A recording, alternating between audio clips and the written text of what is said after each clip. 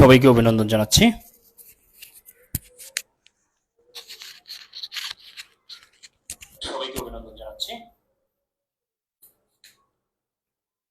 এটা মূলত হচ্ছে পেইড ব্যাচের ক্লাস, কিন্তু আপনাদের অনেক রিকোয়েস্টে ক্লাসটি আজকে উন্মুক্ত করা হলো।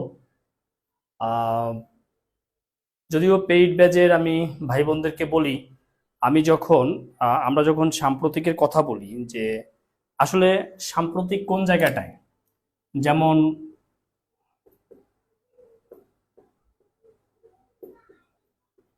বাংলাদেশের কৃষি, শিল্প ও বাণিজ্য,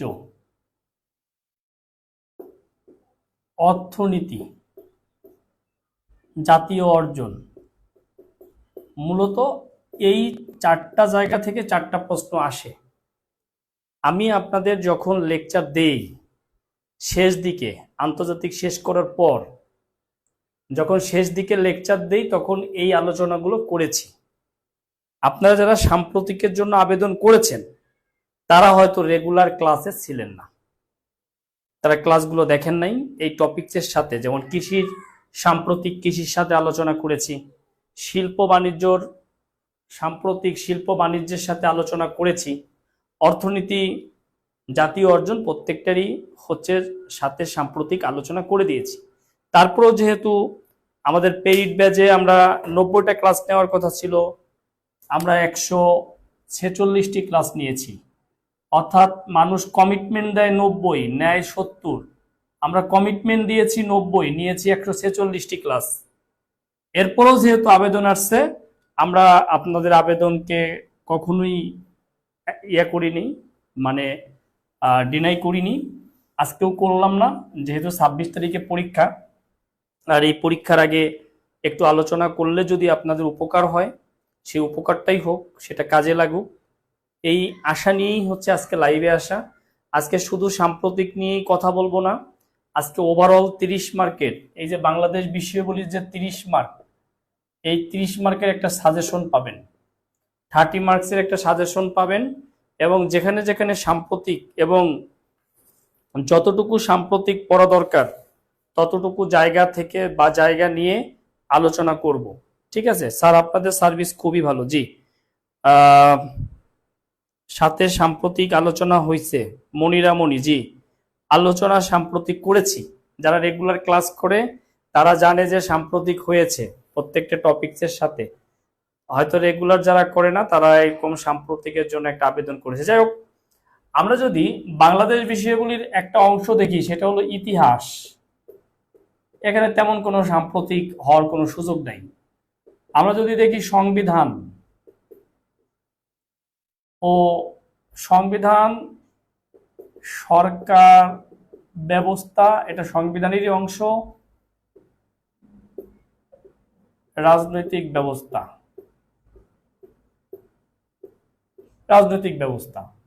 তাহলে দেখেন এই জায়গায় কিন্তু তেমন কোনো সাম্প্রতিক নাই। এখন বলবেন স্যার, রাজনৈতিক ব্যবস্থায় তো সাম্প্রতিক আছে, সর্বশেষ নিবন্ধিত রাজনৈতিক দল দেখলাম একবার নীলক্ষেতে এক স্টুডেন্ট খুব পাগল হয়ে গেছে, রাজনৈতিক নিবন্ধিত দল এখন কয়টা, সর্বশেষ কোনটা, এটা তা জানাই লাগবে পরীক্ষার আগে, মেবি 40 BCS এর আগে। আমি বললাম ভাই, এটা জেনে কি হবে, এটা তো পরীক্ষা আসতে পারে। কি করে ভাবলেন একটা নতুন রাজনৈতিক দল, ওর নাম, ওর প্রতীক বিসিএস পরীক্ষায় আসবে? It's common sense. Common sense যদি আপনার মধ্যে কাজ না করে তাহলে হবে না। তাহলে আপনি ক্যাডার হয়ে কি করবেন? কমন সেন্স ছাড়া মানুষ ক্যাডার হয়ে কি করবে? তাহলে দেখেন এই সব জায়গা থেকে কিন্তু সাম্প্রতিক তেমন নাই। যেমন সংবিধানের কথা যদি বলি, সংবিধানে এই পর্যন্ত সংশোধনী কতবার হয়েছে? 17 বার। এই মানে এটাও সাম্প্রতিকে নাই এখন, এটাও অনেক আগে হয়ে গেছে, তাই না? তাহলে দেখেন, এরপরে যদি আমরা আরো অধ্যায়ের দিকে যাই, একটু আগে লিখছিলাম কৃষি, অবশ্যই প্রতি বছর কৃষিতে কিছু পরিবর্তন আসে। শিল্প ও বাণিজ্য, অবশ্যই শিল্প বাণিজ্য, আমদানি রপ্তানি বাণিজ্য, এগুলো চেঞ্জ আসছে। অবশ্যই অর্থনীতিতে অবশ্যই চেঞ্জ আসবে, প্রতি বছরই চেঞ্জ হবে। আমি এই মূলত এই জায়গা নিয়ে কথা বলবো। জনসংখ্যা, জনসংখ্যা, আদমশুমারি, উপজাতি। আদমশুমারিতে একটা ছোট্ট চেঞ্জ, যেটা জনশুমারি হয়েছে, আমি কথা বলবো এটা নিয়ে। এই ছোট্ট চেঞ্জের জায়গা নিয়েও আমি কথা বলবো আপনাদের সাথে, টেনশন করার কোনো কারণ নেই। এই জায়গা, এই যে উপজাতি, সামান্য চেঞ্জও না, এটাও আপনাদের মুখস্থ, জনসংখ্যা। এরপরেও একটা অধ্যায় আছে জাতীয় অর্জন। এই জাতীয় অর্জনের মধ্যে আমাদের থাকতে পারে পুরস্কার। হ্যাঁ, পুরস্কার থাকতে পারে, এটা হতে পারে 21শে পদক, হতে পারে স্বাধীনতা পুরস্কার, বা আন্তর্জাতিক যে কোনো একটা পুরস্কার যেটা বাংলাদেশের কোনো ব্যক্তিবর্গ পেয়েছে। খেলাধুলা হতে পারে, সেটা ফুটবল, ক্রিকেট কিংবা অন্য কোনো খেলা। ঠিক আছে, তো এই পুরস্কার, খেলাধুলা, এরপরে বিভিন্ন, এটার মধ্যে আমরা এই বিভিন্ন স্থান পড়ি, আমরা ব্যক্তি পড়ি, বিভিন্ন প্রতিষ্ঠান সম্পর্কে আমরা জানি, এটার মধ্যে এগুলো আমাদের জাতীয় অর্জন। ঠিক আছে, তো দেখেন, এই হলো বাংলাদেশ সিলেবাস। আমি যদি একদম সংক্ষেপে, মানে একদম সিম্পলের মধ্যে গর্জিয়াস করে কথা বলি, এই যে হয়ে গেল। ইতিহাসের এই জায়গায় চেঞ্জ নাই। তারপরে কোন কোন অংশ আপনি শেষ সময় চোখ বুলাবেন, সেই অংশ আমি একটু আগামী আধা ঘন্টা আমি এই পর্যন্ত কথা বলবো। আগামী আধা ঘন্টা থেকে 40 মিনিট এইটুক নিয়ে কথা বলবো, 30 থেকে 40 মিনিট। বাকি 1 ঘন্টা 20 মিনিট কথা বলবো এইটুক নিয়ে, যে জায়গাটা আপনি অন্ধকার দেখেন সব সময়। 2 ঘন্টা আপনাদের সাথে আমি আশাবাদী, যদি আপনারা লাইভে থাকেন, আমি লাইভে থাকবো 2 ঘন্টা। এই 2 ঘন্টার মধ্যে প্রথম 30-40 মিনিট এইটুক নিয়ে কথা বলবো, পরের 1 ঘন্টা 20 মিনিট এইটুক নিয়ে কথা বলবো। কিন্তু আগে আপনাদেরকে কথা দিতে হবে আপনারা থাকবেন কিনা। দেখি কে কে থাকবেন 2 ঘন্টা, সেটা দেখতে চাই। কে কে থাকবেন 2 ঘন্টা, সেটা দেখতে চাই, বলেন। যদি আমরা ইতিহাসের কথা বলি, এই ইতিহাসকে আমরা 3 ভাগে ভাগ করছি: প্রাচীন কাল বা প্রাচীন যুগ, মধ্যযুগ, আধুনিক যুগ। এই জায়গায় আপনি কি কি পড়বেন সেটা একটা জায়গা দেখা দরকার। প্রাচীন কালের মধ্যে আপনি বাঙালির নৃতাত্ত্বিক পরিচয়, আমি একটু একটু করে এগিয়ে দিচ্ছি, আগে প্রাচীনটা শেষ করি। নৃতাত্ত্বিক পরিচয়, এবং আপনার ভালো লাগবে, আজকে আপনাকে মাথা থেকে অনেক বড় বোঝা নামায় দিব। প্রাচীন জনপদ, প্রাচীন রাজা ও রাজ্য বা প্রাচীন শাসন আমল। ঠিক আছে, আপনি রাজা রাজ্য না লিখে শাসন আমল লিখতে পারেন, প্রাচীন শাসন আমল। এখন ভাই, বাঙালির নৃতাত্ত্বিক পরিচয়ে পড়ালেখা অনেক কিছু নাই এখানে। মূলত এই জায়গাটায়, এই 2টা জায়গায় আপনি মূলত এই মুহূর্তে শেষ সময় এমসিকিউ গুলো দেখবেন। পাশাপাশি একটু অস্টিক সম্পর্কে জানবেন, আর্য সম্পর্কে জানবেন। শেষ, অস্টিক, আর্য। অস্টিকদের থেকে, মূল অংশ থেকে গড়ে উঠেছে বাঙালি। আর্যরা হচ্ছে, মানে বাংলা হচ্ছে আর্য পূর্ব জাতি। এই আর্যদের ধর্মগ্রন্থ আর ওই ঐতিহ্য আরণ্য। অর্থাৎ যদি ডিটেল পড়তে চান, অস্টিক আর আর্য, এটা হলো আমার সাজেশন। আর যদি ডিটেল না পড়তে চান, আপনি জাস্ট এমসিকিউ পড়বেন, আর কোনো কিছু দরকার নেই। বুঝতে পেরেছেন? বুঝতে পেরেছেন? আশা করি বুঝতে পেরেছেন। প্রাচীন জনপদে আপনি এমসিকিউ পড়বেন, কিন্তু এখানে এই যে গতানুগতিক ভাবে যে পুন্ড থেকে বেশি প্রশ্ন আসে, সবচেয়ে বেশি, সবচেয়ে প্রাচীন জনপদ পুন্ড, যার রাজধানী পুন্ডনগর। এখানে বরেন্দ্র থেকে আসতে পারে, বরেন্দ্রর সাথে বরেন্দ্র জাদুঘরও পড়বেন। এখানে সমতট থেকে আসতে পারে। এখানকার প্রশ্নই হচ্ছে বর্তমান কুমিল্লা নোয়াখালী কোন জনপদের অন্তর্ভুক্ত ছিল। এখানে হরিকেল থেকে আসতে পারে, হরিকেল। এখানে বঙ্গ থেকে আসতে পারে, বঙ্গ। তাহলে এর পাশাপাশি আমাদের যেটা হয় চন্দ্রদ্বীপ, ওই বরিশালের নাম, এইগুলো আসে। এছাড়া কিন্তু তেমন কোনো কিছু এখানে আপনার অনেক ডিপলি, অনেক বই খুললে আপনি অনেক তথ্য পাবেন, এত তথ্য আপনার পড়ার দরকার নাই। আর আজকে এই শেষ সময়ে 26 তারিখে দোয়া ফু নিতে হবে তো আপনাদের। 26 তারিখের আগে একটা করে শেয়ার করে দেন, 2টা 4টা 5টা করে শেয়ার করে দেন। ঠিক আছে, এটাই দোয়া, আমার জন্য দোয়া, এটা আপনাদের জন্য দোয়া লেগে যাবে, সমস্যা নেই। শেয়ার করেন, শেয়ার করেন। তাহলে পুন্ড, বরেন্দ্র, সমতট, হরিকেল, বঙ্গ, চন্দ্রদ্বীপ, আর কিছু দরকার নেই। এই যে বরেন্দ্র রাজশাহীকে গুরুত্ব দিবেন আপনি, সমতট কুমিল্লা নোয়াখালীকে গুরুত্ব দিবেন, হরিকেল চিটাগাং আর হচ্ছে সিলেটকে গুরুত্ব দিবেন, বঙ্গ ঢাকাকে গুরুত্ব দিবেন, চন্দ্রদ্বীপ বরিশালকে গুরুত্ব দিবেন, শেষ। তাহলে এই দুইটা অংশ আমরা ভাই এমসিকিউ পড়ে নিব।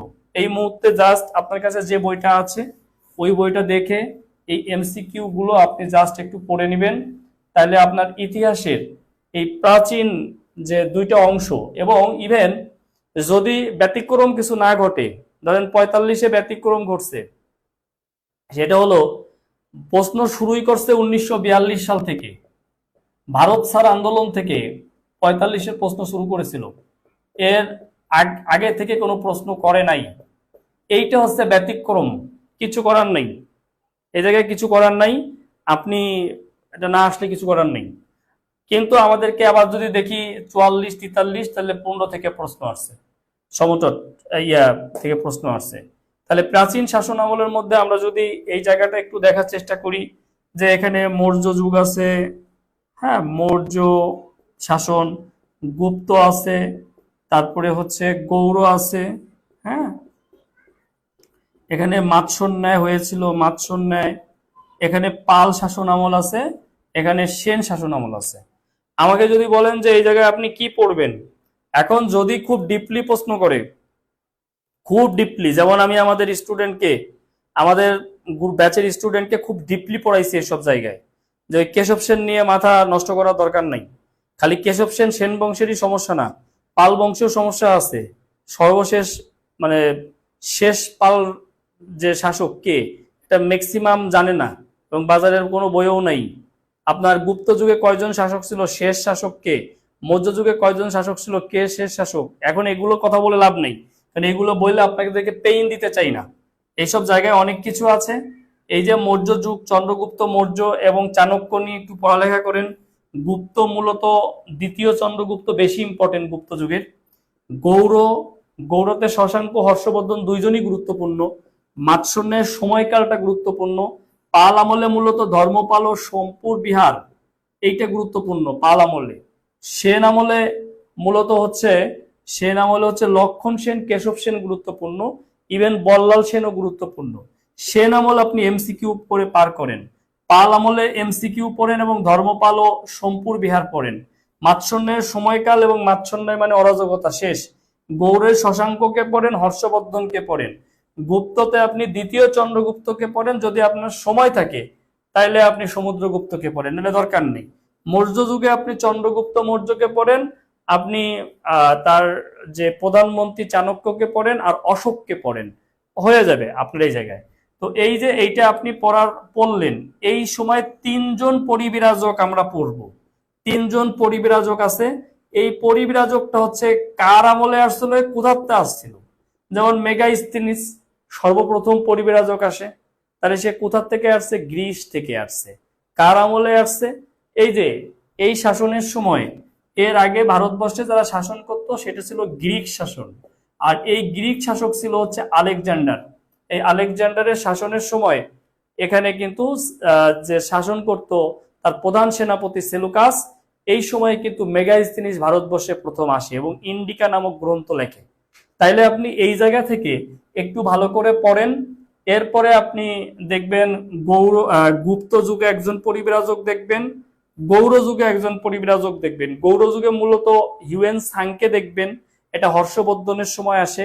আর ফাহিয়েন নামক এক পরিবিরাজক, এই গুপ্ত না, পরিবিরাজক, ও গুপ্ততেই, ও গুপ্ত যুগে আসে, ও আসে দ্বিতীয় চন্দ্রগুপ্তের আমলে।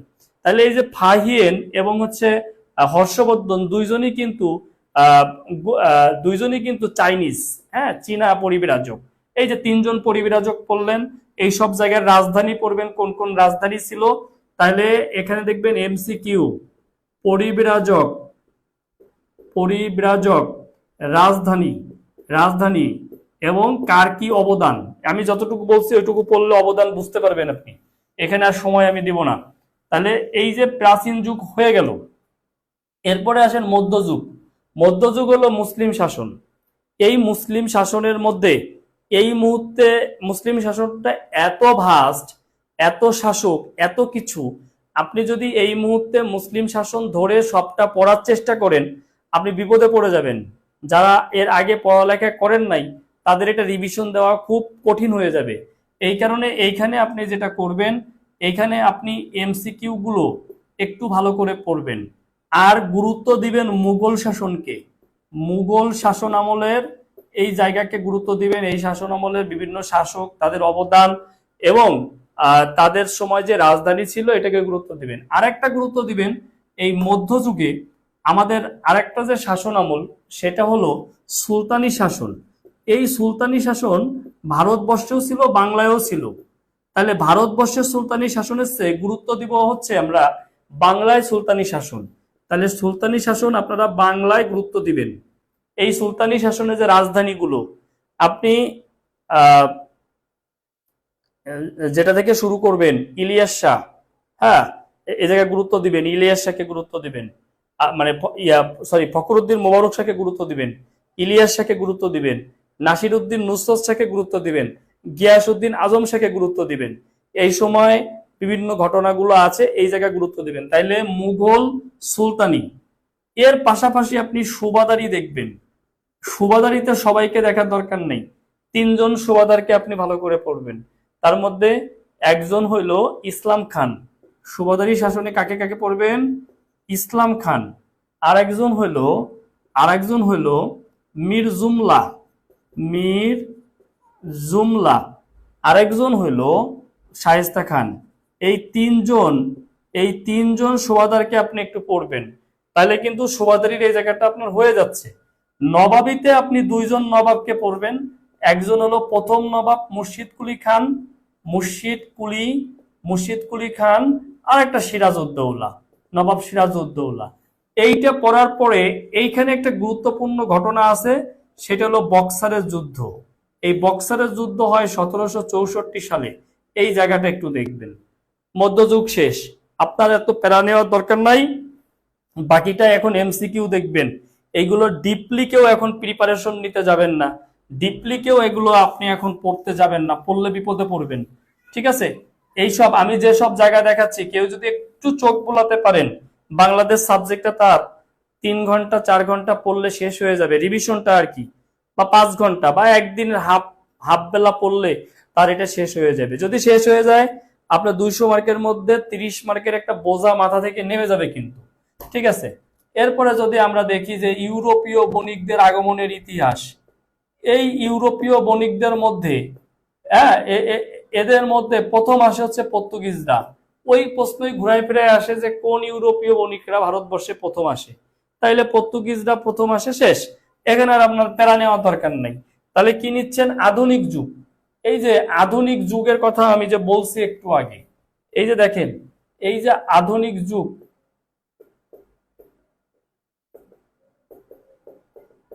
আধুনিক যুগের মধ্যে কি কি পাবো আমরা? আধুনিক যুগের মধ্যে একটা জায়গা পাবো, সেটা হলো ব্রিটিশ শাসন। আর একটা পাবো পাকিস্তানি শাসন।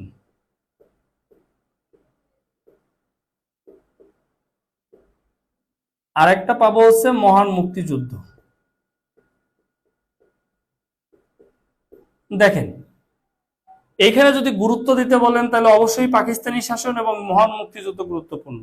ম্যাক্সিমাম প্রশ্ন এখান থেকে আসবে। তবে ব্রিটিশ শাসন কি পড়বেন না? অবশ্যই ব্রিটিশ শাসন পড়বেন। এই ব্রিটিশ শাসনে আপনার যদি ডিটেল পড়তে চান, আমি এই মুহূর্তে আপনাকে সাজেস্ট করব ডিটেল পড়েন না, আমি টোটালি। আপনি ওই হচ্ছে কি বলে আপনার হচ্ছে Robert Lord Clive, Warren Hasting, তারপরে কর্নওয়ালিস, বেন্টিং, ডালহৌসি, ক্যানিং, আপনি লিটন, রিপন, মেও, কার্জন, মাউন্টব্যাটেন, পড়লে এই 11 জনকে পড়লেন। না পড়লে আমি এখানে যেটা বলবো, ব্রিটিশ শাসনের এই শাসকদের শুধু এমসিকিউ পড়েন ভাই, প্লিজ। এই মুহূর্তে ডিটেলস পড়তে যায়েন না। তবে 1905 সাল থেকে 47 সাল পর্যন্ত কিছু সাল আপনাকে আমি পড়ার সাজেস্ট করব। এর মধ্যে যেমন বঙ্গভঙ্গ আছে, বঙ্গভঙ্গটা পড়বেন। বঙ্গভঙ্গ কবে হয়েছে, কার সময় হয়েছে, কত তারিখে হয়েছে, এই বঙ্গের রাজধানী কি ছিল, এগুলো আপনাকে পড়তে হবে। নিখিল ভারত মুসলিম লীগ গঠন পড়তে হবে, এখান থেকে প্রশ্ন আসে। নিখিল ভারত মুসলিম লীগ, আমি এখানেও সংক্ষিপ্ত করে দিচ্ছি, দেখেন অনেক কমাই দিচ্ছি। 11 সালের বঙ্গভঙ্গ রদ রদ এবং এই সংশ্লিষ্ট রাজধানী পরিবর্তন 12 সালে, এগুলো আপনাকে পড়তে হবে। 1912 সালে গিয়ে হবে হচ্ছে নাথান কমিশন গঠন। নাথান কমিশন গঠন 1919 সালে হবে জালিনওয়ালাবাগ হত্যাকাণ্ড। দেখেন অনেক কমাই দিলাম, জালিনওয়ালাবাগ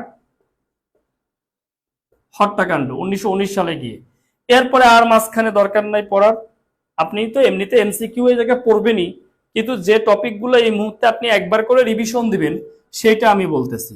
আপনি চলে যান সোজা 1939 সালে জিন্নার দ্বিজাতি তত্ত্বে চলে যান। 1940 সালে চলে যান আপনি লাহোর প্রস্তাবে, লাহোর প্রস্তাব। 1942 সালে চলে যান আপনি ভারত ছাড় আন্দোলনে, ভারত ছাড় আন্দোলনে। 1942 সালে চলে যান আপনি ভারত ছাড় আন্দোলনে, যেখান থেকে 45-এর প্রশ্নই শুরু হয়েছিল। এখন 42 সালে গিয়ে যে অনেক কিছু পড়ার আছে ব্যাপারটা তা না। ওই যে মহাত্মা গান্ধী 140 মিনিটে ভাষণ দিচ্ছিল, বলছিল করেঙ্গে ইয়ে মরেঙ্গে। 1942 সালে ভারত শাসনের আন্দোলনের নেতৃত্ব দেন মহাত্মা গান্ধী। এবার আসেন খুবই গুরুত্বপূর্ণ 1943 সাল, যেটা বাংলা হচ্ছে 1350, অর্থাৎ 50-এর মনন্তর হয়েছিল। এই সময় দুর্ভিক্ষ হয়েছিল। এই দুর্ভিক্ষের উপরে আবার জয়নুল আবেদিনের চিত্র রয়েছে, এগুলো বেশ ইম্পর্টেন্ট। আর আপনার দরকার নাই। এখন যদি সহজ প্রশ্ন আসে যে সর্বশেষ ভাইসরয় কে ছিল, তাহলে মামুন ব্যাটেন ছিল। এইটা তো ক্লাসে পড়ানোর কিছু নাই, এটা আপনাকে পারতে হবে। যদি এটা আপনি না পারেন তাহলে আপনি 26 তারিখের ক্যান্ডিডেটই না। হ্যাঁ, 1943 বাংলা 1350, জি, তাহলে আপনি 26 তারিখের ক্যান্ডিডেট না। যদি এটা আপনি না পারেন, না বোঝেন, ক্যান্ডিডেট না আপনি। হ্যাঁ, তো এইগুলো, তাহলে এই যে ব্রিটিশ শাসনটা এইভাবে পড়েন। এরপরে আসেন আপনি ভাষা আন্দোলন, যেখান থেকে আপনি মাস্ট প্রশ্ন পাবেন। তাহলে ভাষা আন্দোলনের আমরা যে তারিখগুলো বা সালগুলো গুরুত্ব দিব, তার মধ্যে একটা হলো 1947 সাল, আর একটা হলো 1948 সাল, আর একটা হলো, যদিও এটা ভাষা আন্দোলনের না, তারপর 49 সাল। ধারাবাহিকভাবে আমরা সালগুলো একটু শেষ করি। 1952 সাল। 47 সালে কি পড়বেন আপনি? 1 বা 2 সেপ্টেম্বর একটু দেখেন, তমদ্দুন মজলিস গঠন, ঠিক আছে, এটা দেখেন। এরপরে তমদ্দুন মজলিস কর্তৃক পুস্তিকা প্রকাশ হয় 15ই সেপ্টেম্বর। তাহলে 15ই সেপ্টেম্বরটা আপনি একটু দেখেন, 15ই সেপ্টেম্বরটা আপনি একটু দেখেন। 47 সালে, 47 সালে আপনার আর টেনশন করার দরকার নাই। আপনি 1 বা 2 সেপ্টেম্বরে তমদ্দুন মজলিস গঠন, আর তমদ্দুন মজলিস কর্তৃক পুস্তিকা প্রকাশ হয় 15ই সেপ্টেম্বর। রাষ্ট্রভাষা বাংলা না উর্দু? হ্যাঁ, মানে উর্দু, বাংলা চাই, ঠিক আছে। তো সরি, তাহলে দেখেন এইটা পড়েন, এবং এই পুস্তিকার রচয়িতা যে 3 জন ছিল, সেই 3 জনের নামও আপনারা একটু দেখেন। তাহলে দেখেন 48 সালে এসে আমরা যেটা করব, 48 সালে অনেকগুলো তারিখ আছে। 48 সালের একটা রাজনৈতিক ঘটনা আছে, সেটা বাংলাদেশ ছাত্রলীগ গঠিত হয় এই 1948 সালে 4 জানুয়ারি। তার মানে আমরা যদি এখানে 4 জানুয়ারি থেকেও শুরু করি, দেখেন 4 জানুয়ারি আমাদেরকে পড়তে হবে 48 সালে। এরপরে আমাদের যে জায়গাটা যেতে হবে সেটা হচ্ছে, আমরা দেখব যে কুমিল্লার সাংসদ ধীরেন্দ্রনাথ দত্ত সর্বপ্রথম বাংলা ভাষার দাবি উত্থাপন করবেন পাকিস্তান গণপরিষদে, সেটা হলো 23শে ফেব্রুয়ারি। তাহলে 23শে ফেব্রুয়ারি আমাদেরকে পড়তে হবে ভাই, পড়তে হবে। এরপরে 2 মার্চ আমাদেরকে পড়তে হবে সর্বদলীয় ছাত্র সংগ্রাম পরিষদ, এটা গঠন। এরপরে 11ই মার্চ পড়তে হবে এই যে ভাষা আন্দোলনের জন্য প্রথম যে ধর্মঘট হয়, এবং এখানে 69 জন গ্রেপ্তার হয় বঙ্গবন্ধু শেখ মুজিবুর রহমান সহ। তাহলে এই জায়গাটা আমাদেরকে পড়তে হবে ভাই। 11ই পরে 15ই মার্চ আপনি পড়তে পারেন, আরগুলো গুরুত্বপূর্ণ না, 11ই মার্চ পর্যন্ত গুরুত্বপূর্ণ, প্রশ্ন আসলে এখান থেকেই আসবে। এরপরে 19শে মার্চ আছে জিন্না ঢাকা আসে, 21শে মার্চ আসে সে রেসকোর্স ময়দানে বক্তব্য দেয়, 24শে মার্চ আসে সে কার্জন হলে ঢাকা বিশ্ববিদ্যালয়ের সমাবর্তনে বক্তব্য দেয়, এইগুলো এতটা গুরুত্বপূর্ণ না। গুরুত্বপূর্ণ হচ্ছে এই পর্যন্ত। 4 জানুয়ারি থেকে প্রশ্ন হতে পারে, 23 ফেব্রুয়ারি থেকে প্রশ্ন হতে পারে, 2 মার্চ থেকে হতে পারে, 11ই মার্চ থেকে হতে পারে। ভাই 26 তারিখে পরীক্ষা দেন, এগুলো তো পড়াইছি ক্লাসে আগে, এরপরও দেন, বুঝবেন তাহলে এই বিষয়গুলো, না বোঝার কিছু নাই। তাহলে এই জায়গাগুলো দেখার পরে 1949 সালে শুধু আমরা আওয়ামী লীগ যে গঠন, অর্থাৎ 23শে জুন, এই আওয়ামী লীগের প্রতিষ্ঠাতা সভাপতিকে, এই আওয়ামী লীগের সম্পাদককে, যুগ্ম সম্পাদক কে ছিল, বঙ্গবন্ধু ছিল, এটা আমাদেরকে একটু দেখতে হবে। এই জায়গাগুলো দেখে দেখে আমরা সোজা চলে যাব 52 সালে। 52 সালের 31শে জানুয়ারি যেটা গঠিত হয়, সর্বদলীয় রাষ্ট্রভাষা সংগ্রাম কমিটি গঠিত হয়, এবং এই কমিটি ঘোষণা করে যে আমরা 20 ফেব্রুয়ারি ইয়া করব, আমরা 21শে ফেব্রুয়ারি আমরা 21শে ফেব্রুয়ারি এই আন্দোলন ইয়া ডাকবো, আমরা আন্দোলন করব বা ধর্মঘট করব। এই জন্য 20 ফেব্রুয়ারি কি করলো, 144 ধারা জারি করলো। এই জন্য 21শে ফেব্রুয়ারি এই 144 ধারা তারা ভঙ্গ করলো, হরতাল পালন করার জন্য হরতাল পালন করলো, এটা ভঙ্গ করে এবং গুলি চালালো। সোজা গুলি চালাইলে আমরা যাদেরকে পেয়েছি সেটা হলো এই যে আমরা যে রফিক, শফিক, বরকত, জব্বার, যাদের নাম আমরা পড়ি, এই যে প্রথম ভাষা শহীদকে, তারপরে এই যে ভাষা শহীদদের জন্মস্থান, হ্যাঁ, এই জিনিসগুলো আমরা এখান থেকে একটু দেখে নিব। ভাষা আন্দোলনের আরেকটা জায়গায় গুরুত্বপূর্ণ হলো, সেটা হলো ভাষা আন্দোলন ভিত্তিক কবিতা, ভাষা আন্দোলন ভিত্তিক উপন্যাস, ভাষা আন্দোলন ভিত্তিক নাটক, ভাষা আন্দোলন ভিত্তিক গল্প, ভাষা আন্দোলন ভিত্তিক এই যে যে জায়গাগুলো আছে। ইভেন আপনি ভাষা আন্দোলন ও মুক্তিযুদ্ধ ভিত্তিক যে ভাস্কর্যগুলো আছে, যে বইগুলো আছে, সেইগুলোও আপনি যদি কোনো জায়গায় গোছানো পান, আপনার একবার পড়ে নেওয়া উচিত। কারণ এখান থেকে একটা আসে, এটা কি বিষয়ক, এটা কি ভাষা আন্দোলন বিষয়ক, নাকি এটা মুক্তিযুদ্ধ বিষয়ক, নাকি এটা গণ অভ্যুত্থানকে কেন্দ্র করে লেখা হয়েছে, নাকি এটা 66কে কেন্দ্র করে লেখা হয়েছে, নাকি মুক্তিযুদ্ধ পূর্ব, নাকি মুক্তিযুদ্ধ পরবর্তী। এই জায়গাটা মূলত হচ্ছে দীর্ঘদিন বসে পড়তে হয়, এবং এই জায়গাটা মূলত হচ্ছে বেসিক নলেজ থাকতে হয়, বই পড়ার একটা অভ্যাস থাকতে হয়, তাইলে এই জায়গাটা ভালো করে বোঝা যায়। তাহলে ভাই দেখেন, এই যে ভাষা আন্দোলনের যে ভাষা, বাংলা ভাষা যে স্বীকৃতি ইউনেস্কো কর্তৃক, অর্থাৎ ইউনেস্কো এবং আমাদের বাংলা ভাষা, এই দুইটাকে সমন্বয় করে আপনাকে একটু পড়তে হবে, এই দুইটাকে সমন্বয় করে আপনাদেরকে একটু পড়তে হবে। তাহলে দেখবেন আপনার ভাষা আন্দোলন থেকে 1 থেকে 2 মার্ক কিন্তু আপনি পেয়ে যাবেন। আবার ভাষা আন্দোলন পরবর্তী যদি বলি, অর্থাৎ আমরা যদি 53 থেকে 70 সাল পর্যন্ত বলি, 1953 থেকে 1970 সাল পর্যন্ত যদি আমরা বলি, এখানে অনেক গুরুত্বপূর্ণ ঘটনা আছে। আপনি কমপক্ষে একটা প্রশ্ন কমন পাবেন, 2টা পাওয়ার সম্ভাবনা অনেক বেশি। তাহলে ভাষা আন্দোলন থেকে 1 থেকে 2টা, আমি ধরে নিচ্ছি একটা, 53 সাল থেকে 70 সাল পর্যন্ত।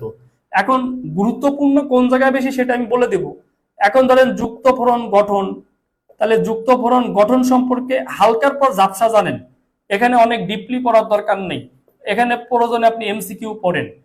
1954 সালের যুক্তফোরণ নির্বাচন, এই নির্বাচন সম্পর্কেও আপনি খুব বেশি পড়ার দরকার নেই। শুধু এই নির্বাচনে আপনারা জানেন যে একটা শেরে বাংলার নেতৃত্বে একটি মন্ত্রী পরিষদ গঠিত হয়, যেটার স্থায়িত্ব ছিল 56 দিন।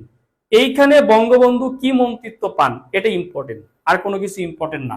55 সালে আওয়ামী মুসলিম লীগ থেকে মুসলিম শব্দ কেটে দেওয়া হয়। 56 সালে পাকিস্তানের প্রথম সংবিধান রচনা হয়। 57 সালটা আপনাদের জন্য গুরুত্বপূর্ণ, 56 অতটা গুরুত্বপূর্ণ না, 57 গুরুত্বপূর্ণ। তবে 56 আর 54 সালে 2টা ঘটনা আছে, একটা হচ্ছে জাতীয় পরিষদে বাংলা ভাষা স্বীকৃতি, আর একটা হচ্ছে গণপরিষদে বাংলা ভাষা স্বীকৃতি। এই 2টা বেশ ইম্পর্টেন্ট। এই 2টা তারিখ আমি পড়াইছি ক্লাসে, একটু খাতা খুলে দেখেন, নোট খুলে দেখেন, স্পষ্টভাবে লেখা আছে। এই 2টা তারিখ আপনাকে পড়তে হবে। 57 সালের কাকমারি সম্মেলন এটা 7 ফেব্রুয়ারি টাঙ্গাইলে সন্তোষে হয়। প্রধান অতিথি ছিলেন শহীদ সোহরাওয়ার্দী, আর সভাপতি ছিলেন মাওলানা আব্দুল হামিদ খান ভাসানী। এখানে গুরুত্বপূর্ণ কিছু বিষয় আছে, যেমন কাকমারি সম্মেলনের দফা কয়টা, এগুলো আপনি পড়বেন। এরপরে 58 সালে আসলে গুরুত্বপূর্ণ ঘটনা আছে, কিন্তু পরীক্ষায় মনে হয় না আসবে। আইয়ুব খানের যে শাসন, সামরিক শাসন, সে ইস্কেন্দার মির্জাকে বন্দুকের নলের মুখে সস্ত্রীক সে পাঠিয়ে দেয় হচ্ছে লন্ডনে, এরপর নিজেই ক্ষমতা দখল করে 58 থেকে 70 সাল পর্যন্ত সে এই ক্ষমতা অবৈধভাবে ভোগ করে। 58 পরে 59 আমাদের পিরামিড আকৃতি যে শাসন ব্যবস্থা এগুলো আমাদের লাগবে না। 60, 61, 62, 62 সালে গিয়ে দুইটা ঘটনা আছে আমরা পড়বো। একটা হলো শিক্ষা আন্দোলন। শিক্ষা আন্দোলন আমি বলবো না, প্রশ্ন আসবে না, তবে এত বেশি ইম্পর্টেন্ট না। আর একটা হলো ভারত চীন যুদ্ধ। ভারত চীন যুদ্ধ দুইটা ঘটনায় মোটামুটি ইম্পর্টেন্ট, আসবে না তা বলবো না, বাট একটু যদি পড়তে চান পড়তে পারেন। যারা রেগুলার ক্লাস করছেন তারা বলতে পারবেন যে এগুলো আমি পড়াইছি কিনা। দেখেন 1965 সালে ভারত আর পাকিস্তানের মধ্যে যুদ্ধ হয়, মোটামুটি ইম্পর্টেন্ট। 66 সালে তাজখন চুক্তির মাধ্যমে এই যুদ্ধের মীমাংসা হয়। এইটুকু পড়লেন, এত ইম্পর্টেন্সই আমি দিচ্ছি না।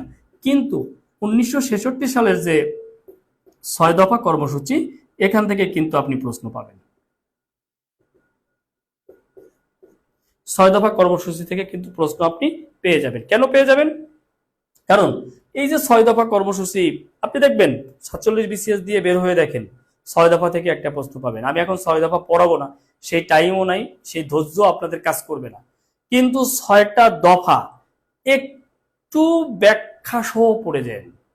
এখানে 6 দফার মধ্যে আপনি যেটা করবেন যে 4 ফেব্রুয়ারি, 5 ফেব্রুয়ারি, 6 ফেব্রুয়ারি, 18 মার্চ, 23 মার্চ, 7 জুন, এই তারিখগুলো সম্পর্কে আপনি জানেন। এছাড়া 6টা দফা আপনি একটু ব্যাখ্যা পড়েন, প্রশ্ন ঘুরায় ফেরায় দিলে যেন এখান থেকে আপনি উত্তর করতে পারেন। অতএব বলেই দিতে পারি যে 53 থেকে 70 সাল পর্যন্ত ফার্স্ট পিরিয়ড হচ্ছে 6 দফা। 6 দফা থেকে প্রশ্ন আসার কথা। 68ও যে গুরুত্বপূর্ণ তা না, মানে গুরুত্বপূর্ণ না তা না। আগরতলা ষড়যন্ত্র মামলা, এই আসামি কয়জন? 35 জন। প্রধান আসামি বঙ্গবন্ধু। এই আসামি বঙ্গবন্ধুর পক্ষের আইনজীবীকে ওই ব্রিটিশ আইনজীবী স্যার টমাস উইলিয়ামস। এইটা তথ্য ফাঁস করে দেয় কে? পাকিস্তান ইন্টেলিজেন্স সদস্য আমির হোসেন। ইত্যাদি ইত্যাদি যে যে জায়গাগুলো আছে এগুলো একটু পড়ে নিন জাস্ট, ঠিক আছে? তো এর প্রেক্ষিতে 68 চেয়ে গুরুত্বপূর্ণ হলো 69 সাল, যেটা গণ অভ্যুত্থান হয়েছিল। এখানে আপনাকে বেশ কিছু জায়গা পড়তে হবে। গণ অভ্যুত্থান দিবস কবে, আপনাকে অধ্যাপক শামসুজ্জোহাকে হত্যা করা হয় কবে, সার্জেন্ট জহুরুল হককে হত্যা করা হয় কবে, হ্যাঁ, তারপরে হচ্ছে আপনার আসাদকে হত্যা করা হয় কবে, হ্যাঁ, আসাদ দিবস কবে। এই জায়গাগুলো আপনাকে একটু পড়াই লাগবে ভাই, কিছু করার নাই। এরপরে আমরা দেখতে পাবো 1969 সালের 22 ফেব্রুয়ারি আসামিদেরকে ছেড়ে দেওয়া হবে আগরতলা ষড়যন্ত্র মামলা। এবং আমরা 23 তারিখে গিয়ে দেখব যে শেখ মুজিবুর রহমানকে বঙ্গবন্ধু উপাধি দেওয়া হবে। তাহলে এই যে বঙ্গবন্ধু উপাধি কবে দেওয়া হয়েছে এটি ইম্পর্টেন্ট। 69-এর পরে আমরা যে জায়গায় চলে যাব সেটা হচ্ছে 70 সালে চলে যাব। 1970 সালে 1970 সালের নির্বাচন জাতীয় পরিষদের নির্বাচন এবং প্রাদেশিক পরিষদের নির্বাচন। আইয়ুব খান ক্ষমতা ছেড়ে দিল। আইয়ুব খান আগা মোহাম্মদ ইয়াহিয়া খানের নিকট ক্ষমতা ছেড়ে দিল। ইয়াহিয়া খান এসে কি করবে? লিগ্যাল ফ্রেমওয়ার্ক অর্ডার এলএফও জারি করবে এবং এর অধীনেই নির্বাচন দিবে। জাতীয় পরিষদ এবং প্রাদেশিক পরিষদ দুই নির্বাচনেই আওয়ামী লীগ জয়যুক্ত হবে, কিন্তু আওয়ামী লীগের নিকট ক্ষমতা হস্তান্তর করতে গড়িমসি করবে। যার কারণে হচ্ছে এই জায়গাটায় আমরা দেখতে পাবো যে এর মধ্য দিয়েই আমরা দেখবো একটি অসহযোগ আন্দোলন তৈরি হবে। অর্থাৎ 1971 সাল, আমি এখানে কোনো সাজেশন ভাই দিব না, সরি। আপনি 2 March, 3 March, 6 March, 7 March, 19 March, 23 March, 25 March আপনাকে পড়তে হবে। এর মধ্যে মোস্ট ইম্পর্টেন্ট হলো 7 মার্চ, 23 মার্চ, 2 মার্চ। এর একটু একটু পড়া। এই যে শিবনারায়ণ দাস মারা গেলেন, যদিও এত রিসেন্ট প্রশ্ন তো আপনাদের হবে না, একটু একটু পড়া। তাহলে 7 মার্চ বেশি ইম্পর্টেন্ট, আমি এটাকে এগিয়ে রাখবো। এরপরে যদি আমরা অসহযোগ আন্দোলনের পরে দেখি, অবশ্যই 26 মার্চ স্বাধীনতার ঘোষণা সম্পর্কে বিস্তারিত জানতে হবে। এর পরবর্তীতে আমরা দেখব যে মুক্তিযুদ্ধের রণকৌশল, হ্যাঁ, এই রণকৌশল সম্পর্কে জানতে হবে। এগুলো আসলে সাজেশন দেওয়ার কোনো সুযোগ নেই, ঠিক আছে? এগুলো আপনাকে পড়তে হবে। মুজিবনগর সরকার গঠন, এরপরে পাক বাহিনী আত্মসমর্পণ। অর্থাৎ মুক্তিযুদ্ধের এই জায়গাটা আমি কোনো সাজেশন দিয়ে পরীক্ষাকে নষ্ট, আপনার পড়ার গতিকে নষ্ট করতে চাই না। এইখানে যে যত ভালো পারেন আমি যারা আমার ব্যাচে ছিলেন, আজকে মূলত ক্লাসটা ব্যাচের, এই জন্য বারবার ব্যাচের কথা বলতেছি। আপনারা দেখছেন কতটা সময় নিয়ে মুক্তিযুদ্ধ এত সুন্দর করে, যে বইয়ে মানে বাজারের প্রচলিত বইয়েও যে তথ্যগুলো নেই সেই সব তথ্যগুলো অ্যারেঞ্জ করেও এক জায়গায় করেও আপনাদেরকে দেওয়া হয়েছে, পড়ানো হয়েছে। ওই জায়গাগুলো আপনি রিভিশন দিবেন ভাই। এই জায়গায় আমার সাজেশনে কিছু নাই, এই জায়গায় আমি সাজেশন দিব না আপনাদেরকে। এই জায়গাটা যদি গুছিয়ে এখন না পড়তে পারেন, এটা আপনার ব্যর্থতা। আমরা যথেষ্ট পড়িয়েছি, যথেষ্ট আমাদের এই বিসিএস ব্যাচে আমাদের টিচাররা এফোর্ট দিয়েছে, এটা অস্বীকার করার কিছু নাই, কেউ অস্বীকার করতে পারবে না। আজকে সাম্প্রতিক আপনারা পান নাই, কমপ্লেন দিচ্ছেন, তার জন্য নিচ্ছি, কিন্তু ঘটনা কিন্তু সত্য না, সাম্প্রতিক কিন্তু হয়েছে। বুঝতে পেরেছেন? তাহলে দেখেন, মুক্তিযুদ্ধের পরে কি থাকে? সংবিধান। সংবিধান কি সাজেশন দেব বলুন? সংবিধানকে যদি আমরা তিনটে ভাগ করি, একটা হলো ইতিহাস অর্থাৎ সংবিধান প্রণয়নের ইতিহাস, আর একটা হলো অনুচ্ছেদ গুলো আপনি পড়লেন, অনুচ্ছেদ। আর একটা ভাগ হচ্ছে আপনি তফসিল, তফসিল পড়লেন, সংশোধনী পড়লেন, হ্যাঁ, এরপরে সাংবিধানিক প্রতিষ্ঠান,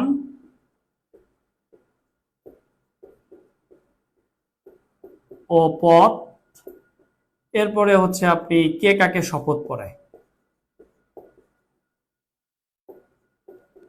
এই জায়গাগুলো তো আপনাকে দেখতে হবে। এখান থেকে প্রশ্ন আসে, এখান থেকে আসে, এখান থেকে আসে। এখন ইতিহাস আপনাকে ডিটেইলি পড়তে হবে।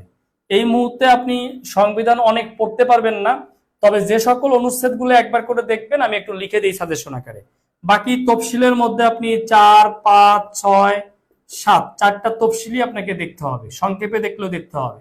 সংশোধনীর মধ্যে আপনাকে 13, 15, 17 এই তিনটা সংশোধনী আপনাকে দেখতেই হবে। এর মধ্যে মোস্ট ইম্পর্টেন্ট হচ্ছে 15, এর মধ্যে মোস্ট ইম্পর্টেন্ট হচ্ছে 5, 6, 7। এইগুলো আপনাকে পড়তে হবে ভাই, কিছু করার নেই, এখানে কোনো ছাড় দেওয়ার কোনো সুযোগ নেই। সাংবিধানিক প্রতিষ্ঠান কোনগুলো আর পদ কোনগুলো, এটা আপনার চিনতে হবে। এটা না চিনলে আপনি 26 তারিখের ক্যান্ডিডেট না। কে কাকে শপথ পড়ান এইটা আপনাকে জানতে হবে। এই যে পিএসসির মেম্বার জয়েনিং করলেন রাজশাহী বিশ্ববিদ্যালয়ের, এই যে জয়েনিং করলেন, তাকে কে শপথ পড়ালো? প্রধান বিচারপতি পড়ালো। তাহলে পিএসসির মেম্বারকে শপথ কে পড়ান? এগুলো যদি না জানেন তাহলে তো আপনি ক্যান্ডিডেট না, আপনি প্রার্থী না। এগুলো আপনাকে পড়তে হবে। অনুচ্ছেদ থেকে আপনি যেটা করবেন সেটা হলো 2, 5, 6, 2, 7, 7 ক, 7 খ,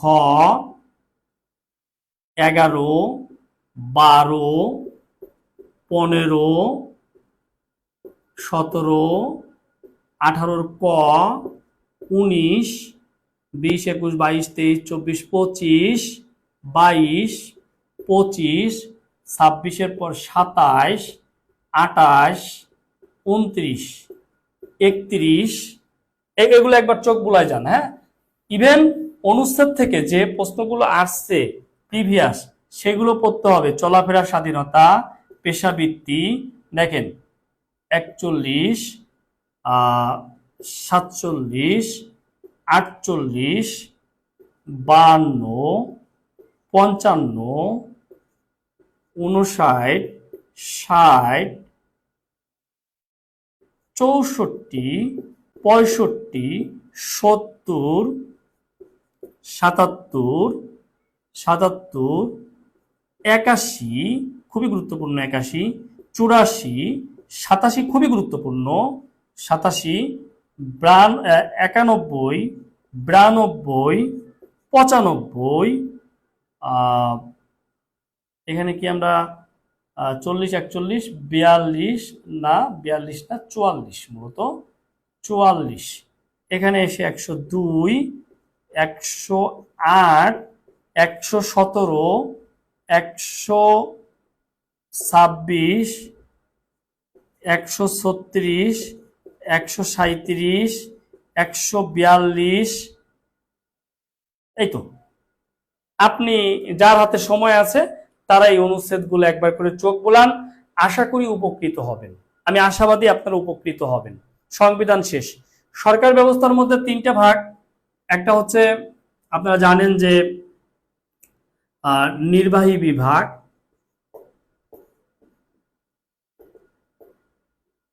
নির্বাহী বিভাগ, আইন বিভাগ, বিচার বিভাগ।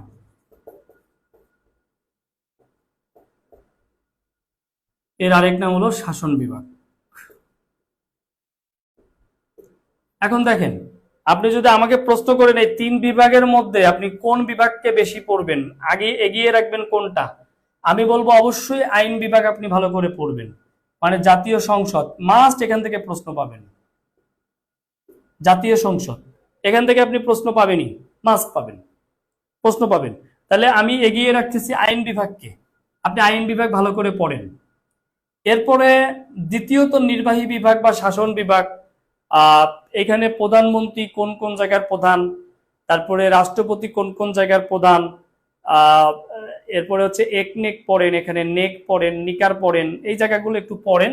মানে বিচার বিভাগে আপনি ঊর্ধ্বতন এবং অধস্তন আদালত, এর পাশাপাশি বিচার বিভাগ থেকে আপনাকে যেটা দেখতে হবে যে বিভিন্ন আইন প্রণয়নের সাল, এটা খুব গুরুত্বপূর্ণ না। আপনি যদি ভালো বই আপনার কাছে থাকে, আইন প্রণয়নের সাল, ওই যে ধরেন যৌতুক প্রথা রোধ আইন, হ্যাঁ, তারপরে এরকম যে মুসলিম পারিবারিক আইন, এরকম কিছু জায়গা আছে, সালগুলো মুখস্থ করেন।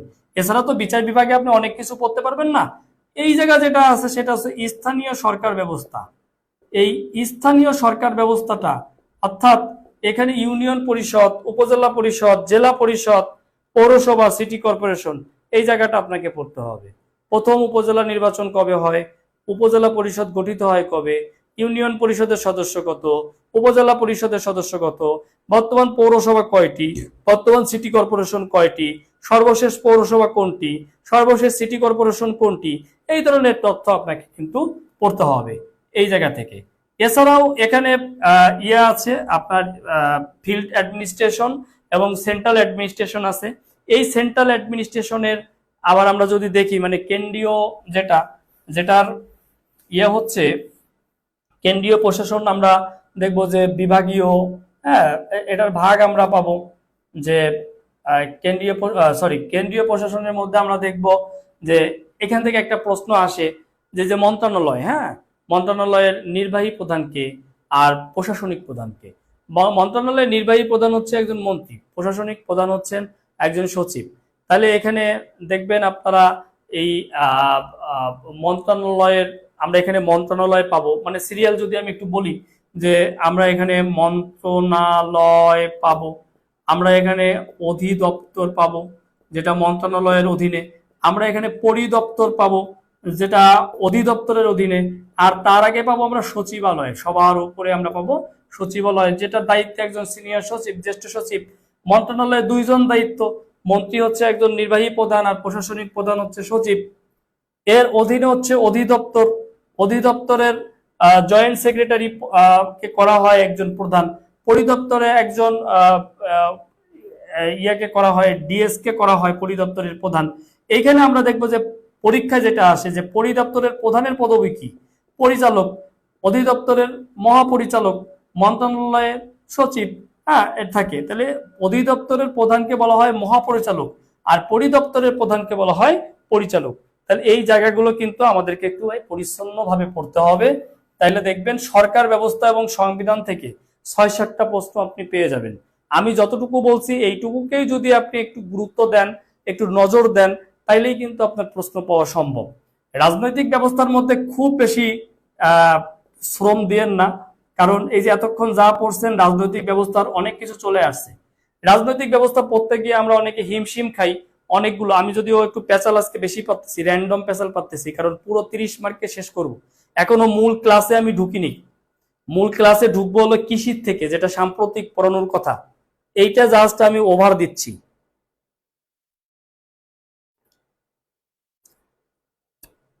এখন আমাদেরকে যেটা করতে হবে, ওই যে ইন্ডিয়ান ন্যাশনাল কংগ্রেস থেকে প্রশ্ন আসে, ওই যে নিখিল ভারত মুসলিম লীগের কথা বললাম, স্বরাজ পার্টি, তারপরে কৃষক শ্রমিক প্রজা পার্টি, হ্যাঁ, এরপরে আওয়ামী লীগ। এখন আপনি যদি জামাত পড়তে পারেন, পড়া বাড়ান, কিন্তু প্রশ্ন আসবে না। আপনি যদি বাংলাদেশ ন্যাশনাল পার্টি বিএনপি পড়েন, পড়েন, প্রশ্ন আসবে না, লাভ নাই ভাই। আপনি যদি এখন জাতীয় পার্টি পড়েন, পড়েন, প্রশ্ন আসবে না, লাভ নাই। কিংবা আপনি নিবন্ধিত যদি রাজনৈতিক যত দল আছে সব সম্পর্কেই জানেন, যে কোন দলের মানে পড়ালেখা মানে আজিরে কাজ না থাকলে মানুষ যেটা করে, যে কোন দলের মহাসচিব কে, প্রধান কে, কার দ্বারা করে, কি প্রতীক, তাহলে বই পড়তে পড়তে বেহুশ হয়ে যাইতেছে। এইটা তালা, এইটা কুলা, এইটা বাহাস, এইটা তাস, এইগুলো পড়তে পড়তে। আরে ভাই কি রে ভাই, এগুলো থেকে প্রশ্ন আসবে না, এগুলো পড়ে কোনো লাভ নাই, বাদ দেন, বাদ দেন। এইটা পড়েন। এইখানে যেটা পড়বেন, একটা টপিক অ্যাড করবেন এটার সাথে, সেটা হলো বঙ্গবন্ধুকে পড়বেন, বঙ্গবন্ধুর জীবনী পড়বেন। এবং বঙ্গবন্ধুর জীবনী পড়তে গিয়ে আপনি কয়েকটা জায়গায় খুব গুরুত্ব দিবেন। একটা হলো, আমি এর আগেও আপনাদের আলোচনা করেছি, মানে তার জন্ম থেকে মৃত্যু পর্যন্ত এখানে যে জায়গাগুলো গুরুত্ব দিবেন, জেল জীবন, হ্যাঁ, কতদিন জেল কাটছে, কত বছর জেল কাটছে, জেল জীবন, রাজনৈতিক জীবন, অর্থাৎ কখন কোন মানে কখন দলের কি হয় সে, এই রাজনৈতিক জীবনটা জানবেন। এরপরে হচ্ছে তার লেখালেখি, হ্যাঁ, লেখালেখি, এই অসমাপ্ত আত্মজীবনী, কারাগারে রোজনামচা, আমার দেখা নয়াচিন, এগুলো সংক্ষিপ্ত আকারে আপনাকে জানতে হবে। তা এখান থেকে তথ্য আসবে পরীক্ষায়। এরপরে হচ্ছে 15ই মার্চের যে লোমহর্ষক ঘটনা, ঐতিহাসিক ঘটনা, এইটা আপনার সম্পর্কে, এই সম্পর্কে আপনার ধারণা নিতে হবে, একটু স্টাডি করতে হবে। আপনার নোটগুলো পড়বো শুধু, আর কিচ্ছু লাগবে না, কিচ্ছু লাগবে না, রিয়েলি কিচ্ছু লাগবে না। ওকে, পড়তে থাকেন, দেখেন। তাহলে এই যে জায়গাগুলো জানলে আমাদের কিন্তু হয়ে যাচ্ছে। আমরা এখন মূল জায়গায় চলে যাচ্ছি। হ্যাঁ, বলেন আপনাদের জন্য কি উপকারে আসতেছে এই ক্লাস? একটু রেসপন্স করেন তো দেখি, আপনাদের কি এটা কাজে আসতেছে? এই আলোচনা কি আপনাদের কাজে আসতেছে?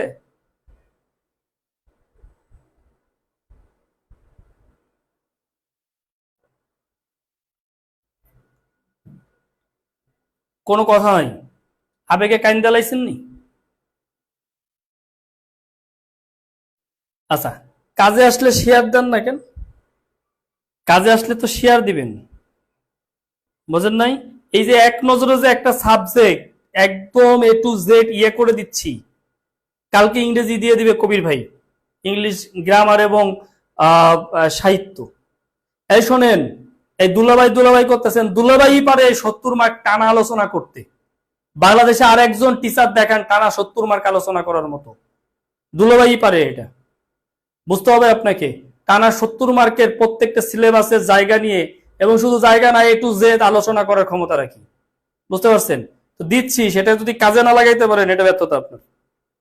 সো আমরা এখন চলে যাই মূল জায়গাটাই, সেটা হলো আমরা বাংলাদেশের কৃষি ব্যবস্থা, যেটা বারবার বলতেছিলাম, এবং যে আলোচনা করার জন্যই আসা, যে আলোচনা করার জন্যই আসা। জিন্দাবাদ কইতেছেন, আবার ভেতরে ভেতরে মনে হয় বাসালও কইতেছেন। ঠিক আছে, কারণ আমি যেভাবে কথা বলতেছি, তো বাসাল বাসাল টাইপের ভাবতেও পারেন আর কি, যে বাসাল বাসাল হয়ে গেল কিনা দুলাভাইটা। আচ্ছা, যাই হোক, যা ভাবেন ভাবেন। আমরা বাংলাদেশের কৃষি নিয়ে একটু কথা বলি। কৃষি, এখন কৃষক হইতে হবে সবাইকে। হ্যাঁ, হ্যাঁ, কৃষি বাঁচলে বাঁচবে দেশ। বুঝতে পারছেন? কৃষি না বাঁচলে দেশ বাঁচবে না। বুঝতে পেরেছেন? ওকে, তাইলে আমরা যদি কৃষি নিয়ে কথা বলতে যাই, আমি যে জায়গাগুলো হাইলাইটস করব সেই জায়গাগুলো একটু যদি বুঝেন আপনি ভাই, ঘটনা ঘটে যাবে। এখন দুলাভাই জিন্দাবাদ, রাজপথ ছাড়বো না, মরছি গো। জিন্দাবাদ বলে আমারে বিপদে ফেলায়েন না, গরমে আওয়াজ বের হচ্ছে। আসলে যে গরম, বুঝতে পারছেন? এই গরম গরম। আরেকজন লিখছে দিদিকে যে সামাল দিতে পারে সে 200 মার্ক সামাল। আরে ভাই, একটা পুরুষ কি একটা দিদিকে সামাল দিতে পারে? একটা পুরুষ 5টা দিদিকে সামাল দেওয়ার ক্ষমতা রাখে। বুঝতে হবে, পুরুষের ক্ষমতা বুঝতে হবে তোমাকে। ওকে, এই যে বাংলাদেশের কৃষি নিয়ে কথা বলি, কৃষির অ্যাজ ইউজুয়াল তথ্যগুলো আপনারা পড়েন। আমি সাম্প্রতিকটা একটু লেখাই দেই। আপনারা কৃষি নিয়ে এই রবি শস্য, খরিফ শস্য, বা রবি মৌসুম, খরিফ মৌসুম, জুম চাষ, হ্যাঁ, এইগুলো একটু ভাই কষ্ট করে আপনারা দেখেন, এগুলো নিয়ে আমি কথা বলবো না। এরপরে আরেকটা জায়গা দেখবেন যে বিভিন্ন যে ধান, পাট, গম, ভুট্টো, এগুলোর যে হাইব্রিড যে জাত, কলা, তুলা, ওই যে ডেলফোস, হ্যাঁ, তারপর হচ্ছে এইগুলো আপনি জাস্ট, আমি যদি কৃষির এই জায়গাটা একটু বলি যে উন্নত জাতের কৃষির নাম, উন্নত জাতের নাম, এইগুলো পড়বেন, এখান থেকে প্রশ্ন আসে। তারপরে হচ্ছে বিভিন্ন কালচার, কালচার, ঠিক আছে, এইসব জায়গা পড়বেন। আর ওই যে রবি মৌসুম, খরিফ মৌসুম, হ্যাঁ, রবি মৌসুম, খরিফ মৌসুম, এই জায়গাগুলো দেখবেন। এরপরে আমরা যে জায়গাটা করব সেটা হচ্ছে আহ, আমরা একটু সাম্প্রতিক, কৃষি সাম্প্রতিকটা একটু আপডেট করে নেই, সবাই পড়ি, আসেন আসেন, যেহেতু সাম্প্রতিকে আপনাদের পোষায় নাই, আজকে পুষিয়ে দিব, ঠিক আছে। দেখেন, আমরা যদি বলি যে আমাদের মোট আবাদি জমি বা আবাদযোগ্য জমি কত, এলো ক্লাস শুরু হইলো মূলত।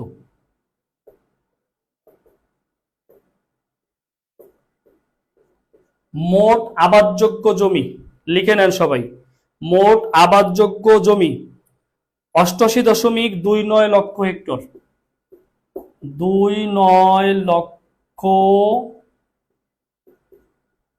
হেক্টর। এটা মুখস্থ করেন সবাই, এইটা মুখস্থ করতে হবে সবাইকে, 88.29 লক্ষ হেক্টর। এবং ফসলের নিবিড়তা,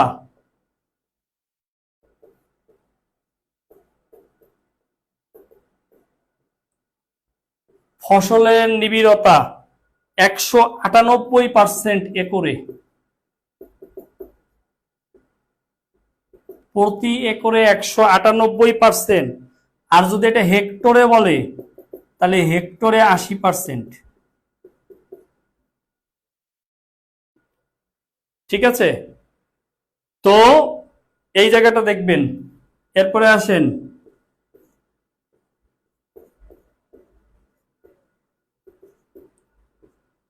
অবশ্যই ষষ্ঠ কৃষি সুমারি পড়তে হবে আপনাকে, এটা 9 থেকে 20 জুন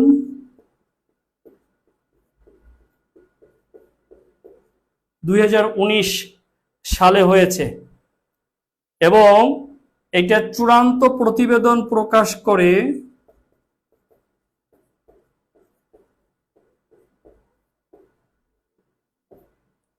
চূড়ান্ত প্রতিবেদন 27শে ডিসেম্বর 2022।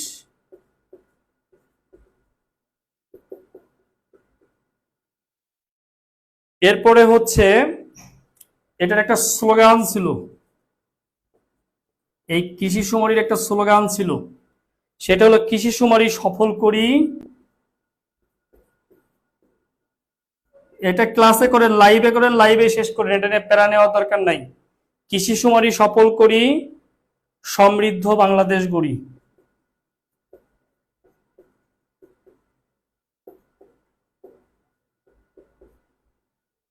এটা একটা স্লোগান ছিল এই কৃষি সুমারির। এগুলো আমি একবার করে দেখাই যাচ্ছি, যাতে পরীক্ষা আসলে আপনি খুব সহজেই এগুলো পারেন আর কি, ঠিক আছে। ওকে, এবার আসেন মুখস্থ করার মতো কিছু জিনিস দিচ্ছি। এই কৃষি সুমারি অনুযায়ী মোট খানা, একবার পরীক্ষায় মোট খানা আসছিল, এই জন্য এই কৃষি সুমারি, ষষ্ঠ কৃষি সুমারি অনুযায়ী মোট খানা, এটা খুবই ইম্পর্টেন্ট। লেখেন 3, 55, 52, মুখস্থ করতে সুবিধা আছে, 3, 55, 52, 296, 3, 55, 52, 296, 3,55,52,296টি মুখস্থ করে ফেলেন, এটা ইম্পর্টেন্ট, এইটা ইম্পর্টেন্ট। ভূমিহীন, এই ভূমিহীন কিন্তু কমছে, মাননীয় প্রধানমন্ত্রী কিন্তু ভূমিহীনদেরকে ভূমি দিয়েছেন, 8.02% হচ্ছে ভূমিহীন। সর্বোচ্চ ভূমিহীন খানা,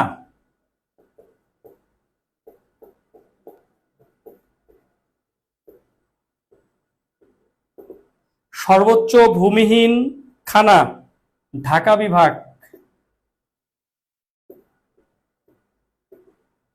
আর সর্বোচ্চ মানে সর্বোচ্চ ভূমিহীন খানা ঢাকা বিভাগ, সর্বস্ব মৎস্যজীবী খানা, অর্থাৎ মাছের উপর নির্ভর করে যে জেলাটা বেশি, সর্বোচ্চ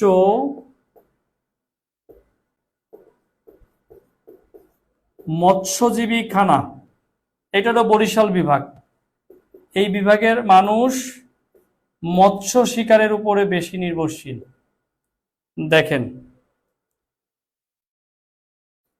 ওকে, এরপরে আসেন কিছু গুরুত্বপূর্ণ তথ্য। আমরা কৃষি শুমারি নিয়ে কিছু গুরুত্বপূর্ণ তথ্য লিখে নিব, যে তথ্যগুলো আমাদের জন্য খুব কাজে দিতে পারে। সেটা হলো বাংলাদেশ আমলে কৃষি শুমারি কয়বার হয়েছে। আমরা যদি বলি যে এই যে বললাম ষষ্ঠ কৃষি শুমারি, এখন যদি বলে বাংলাদেশ আমলে কয়বার হয়েছে, বাংলাদেশ আমলে কৃষি শুমারি হয়েছে 5 বার, আর পাকিস্তান আমলে হয়েছে 1 বার। একবার বাংলাদেশ আমলে 5 বার আর পাকিস্তান আমলে 1 বার কৃষি শুমারি হয়েছে, বুঝতে পারছেন? তাইলে পাকিস্তান আমলে মূলত এই যে এটা হয় 1960 সালে, পাকিস্তান আমলে হয় 1960 সালে। আর আমরা যদি দেখি যে বাংলাদেশ আমলে, যদি স্বাধীন বাংলাদেশে প্রথম কৃষি শুমারি, হ্যাঁ টোটাল 6 বার, কিন্তু এটা যদি প্রশ্নটা ঘুরায় দেয় আপনি কিন্তু প্রশ্নটা ভুল করে বসবেন, বুঝতে পারছেন? যদি বলে যে স্বাধীন বাংলাদেশে প্রথম কত সালে, তাহলে এইভাবে যদি বলে যে স্বাধীন বাংলাদেশ বললো, অথবা বাংলাদেশে প্রথম 1977 সালে, স্বাধীন বাংলাদেশে প্রথম হচ্ছে 1977 সালে।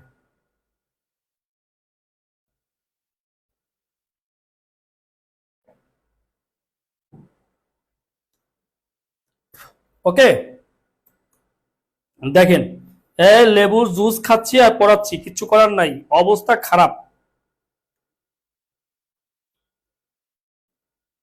দেখেন, এবার আসেন, আমরা যদি বলি দেশের প্রথম গ্রাম শহরে একযোগে কবে অনুষ্ঠিত হয়, গ্রাম ও শহরে যদি প্রশ্নটা এইভাবে করে, শহরে একযোগে প্রথম কত সালে হয়, গ্রাম ও শহরে প্রথম একযোগে কত সালে হয়, এইটার উত্তর দিবেন 2008 সাল। গ্রাম ও শহরে একযোগে হয়, এইটা তাহলে লেবুর জুস। ও কফি ভাবছিলা, এই গরমের মধ্যে কফি খাওয়ার পরামর্শ দাও। শালিকা নাকি তুমি, তুমি কি শালিকা না ডাইনি, এটা কও তো আমার একটু বিলকিস, তুমি কি শালিকা নাকি ডাইনি, কোনটা? এই গরমে আমার কফি খাওয়ার বুদ্ধি দিচ্ছে। আচ্ছা, ফসল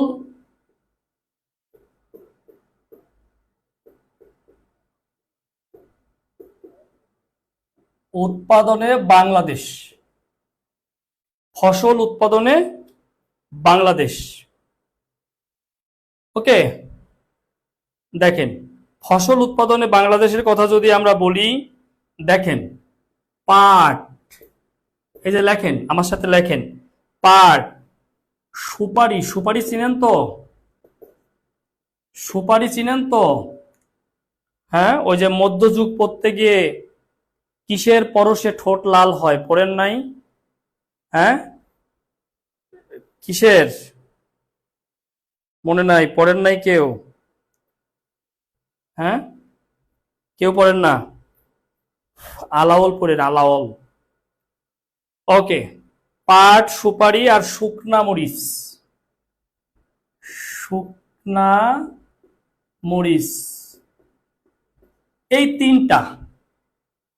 তিনটা উৎপাদনে বাংলাদেশ হলো বিশ্বে দ্বিতীয়। ফসল উৎপাদনে বাংলাদেশ বিশ্বে, ফসল উৎপাদনে বাংলাদেশ বিশ্বে দ্বিতীয়। এই তিনটাই মাথায় রাখবেন, পাট, সুপারি, শুকনা মরিচ দ্বিতীয়।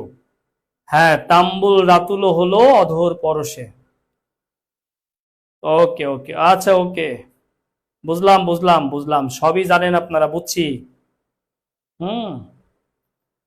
হ্যাঁ, পাট, সুপারি, শুকনা মরিচ দ্বিতীয়, তাহলে এটা মুখস্থ করে নিন। এরপরে আসেন কাঁঠাল। হাই রে কাঁঠাল, কাঁঠাল উৎপাদন এবার গাজীপুর শীর্ষে, কিন্তু বিশ্বে বাংলাদেশ এটি উৎপাদনের দ্বিতীয়। বাংলাদেশ বিশ্বে দ্বিতীয় কাঁঠাল উৎপাদনে। এরপরে আমরা যেটা নিব সেটা হচ্ছে আর লাগবে না, আমরা একদম লেটেস্ট যদি আপডেট কোনো নেই, আহ, কৃষি,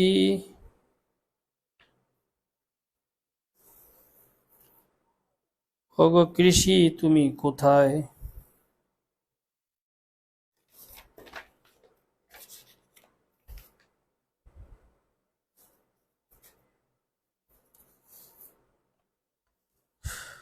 যেগুলো ইম্পর্টেন্ট সেগুলো দিয়ে ফেলেছি। হুম,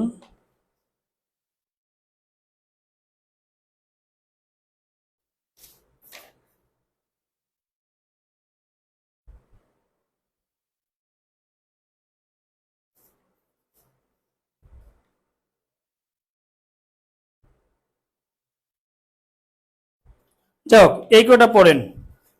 আচ্ছা, আমে নবম পড়বেন? আম না শুধু, তাহলে পড়েন আম, পেয়ারা, লেখেন আম, পেয়ারা,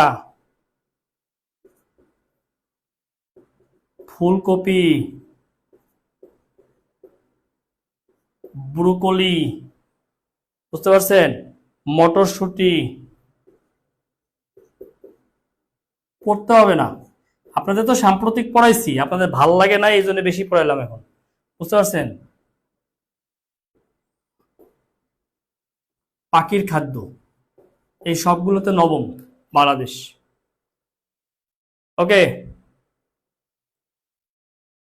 এই মুহূর্তে যদি শোনেন পরীক্ষা পিছায় গেছে, কে কে খুশি হবেন একটু দেখি, কমেন্টস করেন তো। এই মুহূর্তে দেখলেন পরীক্ষা পিছায় গেছে, তাইলে খুশি কে কে হবেন?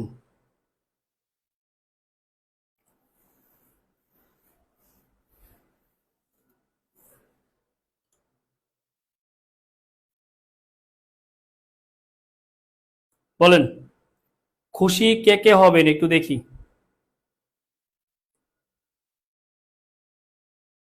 শীর্ষ জেলা,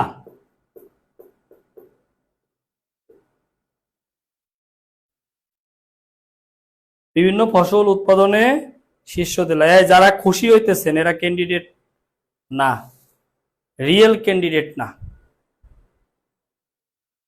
ঠিক আছে?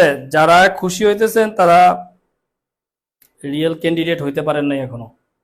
এটা পিছাই গেলেই যে অনেক ভালো করবেন, কে বলছে বলেন? হ্যাঁ, গরমটা একটু বেশি, এই গরম অনেক বেশি। আমার নিজের জন্য একজন হিট অফিসার নিয়োগ দেওয়া দরকার, যে গরম পড়ছে, দেখি পার্সোনাল হিট অফিসার নিয়োগ দিতে হইব, এই গরম নালি কমবে না আর। লেখেন, লেখেন আলু, শীর্ষ জেলা, লেখেন আলু, এখন হলো বগুড়া, এরপরে লেখেন পাট,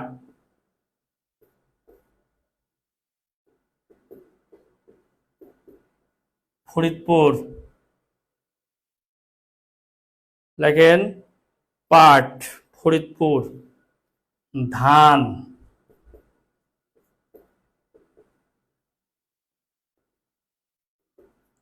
ময়মনসিংহ,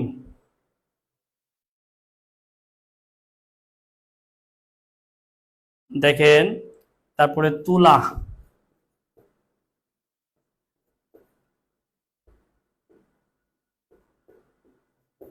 ঝিনাইদহ,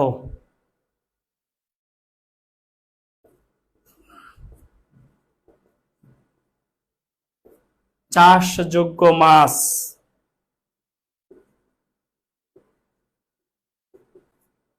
ময়মনসিংহ। চাষযোগ্য মাছ ময়মনসিংহ। এরপরে লেখেন পেঁয়াজ। পেঁয়াজ লেখেন পেঁয়াজ পাবনা। পাবনা। তামাক। তামাক এক সময় রংপুর ছিল, হ্যাঁ, এখন আর নাই। এখন এখন এখন চলে গেছে কুষ্টিয়া।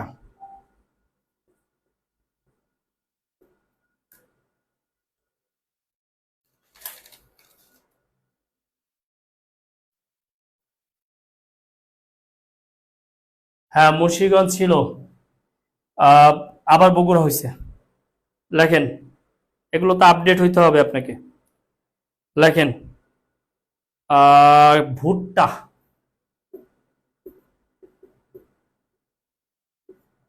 ভুট্টা হলো দিনাজপুর। ভুট্টা। গম। এই গম বর্তমান ঠাকুরগাঁ। এর মানে এইটাকেই বলবো আমরা রুটির ঝুড়ি, ঠাকুরগাঁকে। আর কলা আর আনারস।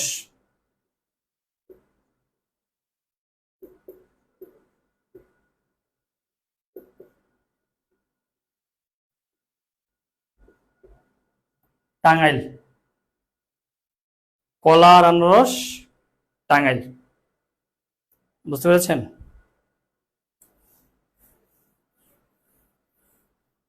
এরপরে আসেন মাছ উৎপাদনে বিশ্বে বাংলাদেশ।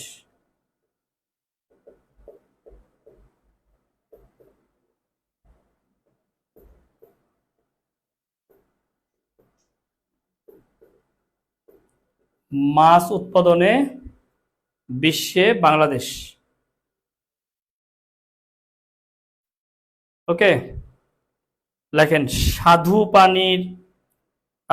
আমরা যদি বলি, যদি ইলিশের কথা বলি, ইলিশ উৎপাদনে প্রথম। ইলিশে প্রথম।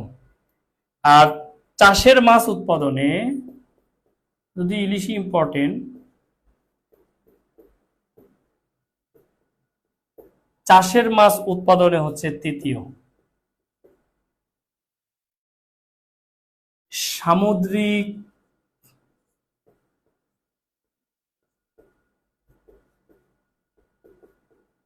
মাছ আহরণে 25তম। আর যদি বলি যে স্বাদু পানির মাছ,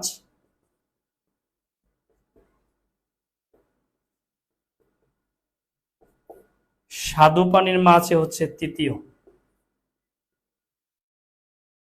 স্বাদু পানির মাছ উৎপাদনে হচ্ছে তৃতীয়।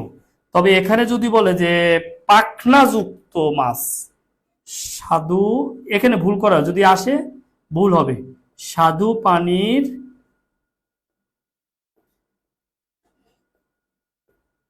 পাখনাযুক্ত মাছ, তাইলে হবে দ্বিতীয়। যদি স্বাদু পানির পাখনাযুক্ত হয় তাহলে দ্বিতীয়, স্বাদু পানির মাছ হলে তৃতীয়।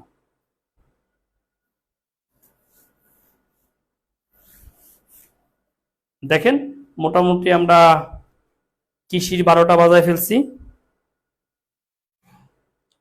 এরপরে লেখেন বাংলাদেশ সবচেয়ে বেশি আমদানি করে তুলা,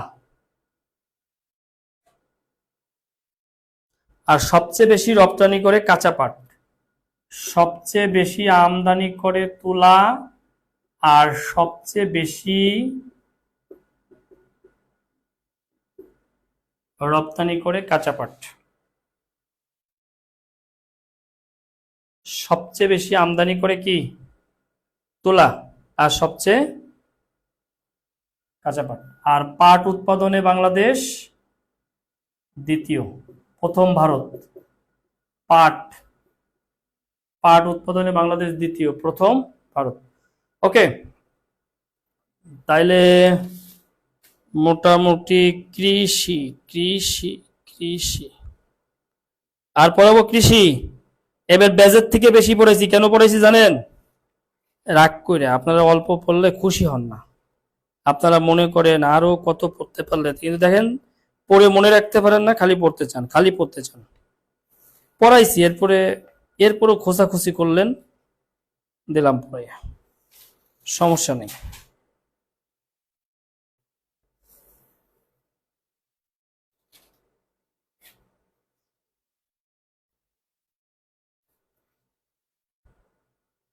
আচ্ছা,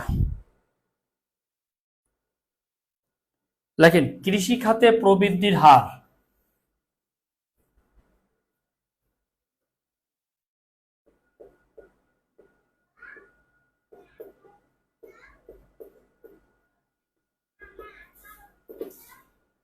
কৃষি খাতে প্রবৃদ্ধির হার 2.61%। 2.61% কৃষি খাতে প্রবৃদ্ধির হার।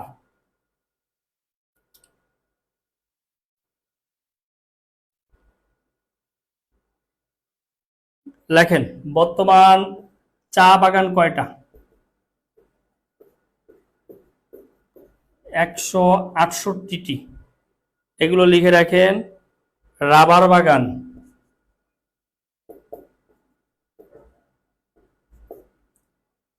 বাগান হচ্ছে 18টি। রাবার বাগান হচ্ছে 18টি।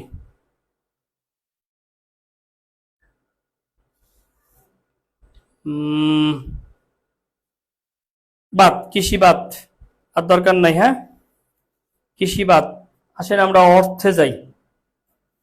অর্থ, শিল্প, বাণিজ্য, এই জায়গায় গেলেই তো হয়ে গেল। চলেন,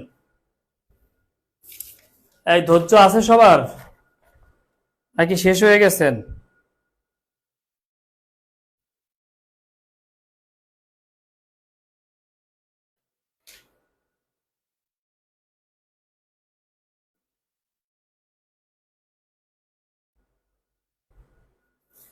এবার জাতীয় অর্জনে গিয়ে বেশ কিছু জিনিস পড়তে হবে আমাদেরকে। আপনারা বাজেট, সেদিন পড়াইছি আমি। বাজেট, অর্থনৈতিক সমীক্ষা, এগুলো নিয়ে আমি এখন কথা বলবো না। এটা যে কোনো জায়গা থেকে একটু পড়ে নেবেন। এটা ব্যাচের ক্লাসেও পড়াইছি। ব্যাচের মধ্যে স্পষ্ট যেটা যেটা ইম্পর্টেন্ট পড়াই দিছি। কারণ বাজেট আর সমীক্ষা নিয়ে আসলে পড়ানোর মতন সময় সুযোগ কিন্তু এখন আর নাই। এখন এটা সম্ভব না। যতই দাবি করেন কোনো লাভ হবে না। এগুলো আমি পড়াইছি, আপনি ক্লাস করেন নাই, এটা আপনার দায়। ঠিক আছে, এটা আপনার দায়। আপনি ক্লাস করেন না, এটা আপনার দায়। আমরা অর্থনীতি থেকে সবচেয়ে বেশি ইম্পর্টেন্ট হচ্ছে এবার জাতীয় অর্জনের এই জায়গাগুলো বেশি ইম্পর্টেন্ট। আমি একটু একটু করে লেখাই দিব। বাংলাদেশ বিষয়াবলী যে সকল তথ্যগুলো আছে একটু লিখাই দিতে চাই। আচ্ছা, আমি এক পাশ থেকে শুরু করি। যেগুলো আপনাদেরকে মনে আছে কিনা আমি জানি না, নিবন্ধনের আগেও একটু পড়াইছিলাম।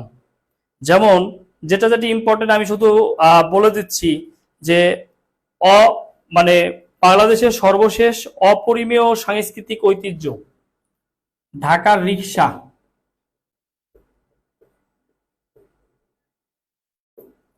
ও রিকশা পেইন্ট। ঢাকার রিকশা ও রিকশা পেইন্ট, এইটা হলো অপরিমেয় সাংস্কৃতিক ঐতিহ্য সর্বশেষ। এখন পর্যন্ত অপরিমেয় সাংস্কৃতিক ঐতিহ্য হচ্ছে 5টা, সর্বশেষ হচ্ছে ঢাকার রিকশা ও রিকশা পেইন্ট।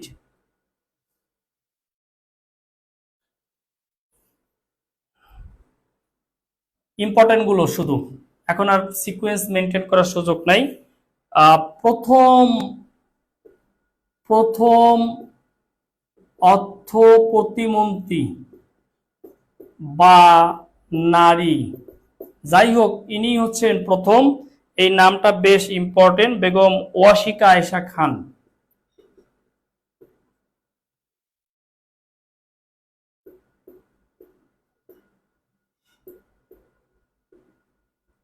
ওয়াশিকা আয়েশা খান, এটা ইম্পর্টেন্ট, এটা পড়বেন।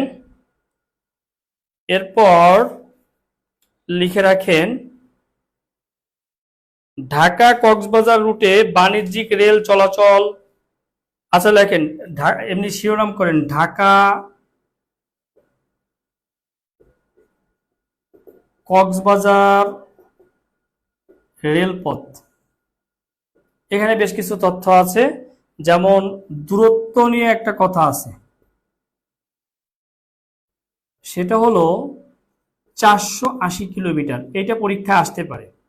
ঢাকা কক্সবাজার রেলপথের দূরত্ব হচ্ছে 480 কিলোমিটার, কিন্তু এটা দোহাজারি থেকে শুরু হয়েছে, পরবর্তীতে নতুন করে কক্সবাজার, অর্থাৎ যদি বলে দোহাজারি কক্সবাজার তাহলে 101 কিলোমিটার। দোহাজারি থেকে কক্সবাজার যদি বলে 101 কিলোমিটার। দোহাজারি থেকে কক্সবাজার কত কিলোমিটার? 101 কিলোমিটার। এই রেলপথ উদ্বোধন হয়, এই উদ্বোধনের তারিখ ইম্পর্টেন্ট, উদ্বোধনের তারিখ আমাদেরকে অবশ্যই মুখস্থ করতে হবে। এই রেলপথ উদ্বোধন হয় 11 নভেম্বর 2023, 11 নভেম্বর 2023।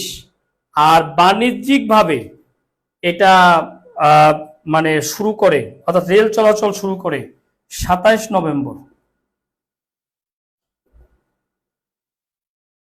বাণিজ্যিকভাবে এটা শুরু করে 27 নভেম্বর 2023।